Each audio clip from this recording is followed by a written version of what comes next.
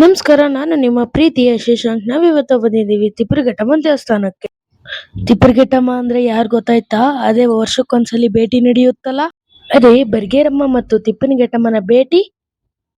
ಬರ್ಗೇರಮ್ಮನ ತಂಗಿಯಾದ ತಿಪ್ಪರಿಘಟ್ಟಮ್ಮನ ದೇವಸ್ಥಾನಕ್ಕೆ ಬಂದಿದ್ದೇನೆ.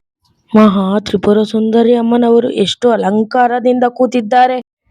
ಕೆಳಗೆ ಕಮಲ, ಮೇಲೆ ಜೋಕಾಲಿ, ಅದರ ಮೇಲೆ ಅಮ್ಮನವರು ಆಡುತ್ತಾ ನಲಿಯುತ್ತಾ ಎಷ್ಟು ಚಂದವಾಗಿ ಕುಳಿತಿದ್ದಾರೆ. ನೋಡೋದಕ್ಕೆ ಎರಡು ಕಣ್ಣು ಸಾಲದು. ನಾನು ಪುಣ್ಯವಂತ, ನನಗೆ ದರ್ಶನ ಸಿಕ್ಕಿತಪ್ಪ. ನಾವು ಭೇಟಿಯಾದ ಮೇಲೆ ಹುಡುಕಿ ಕೊಡಲು ಹೋಗಿದ್ದೆವು.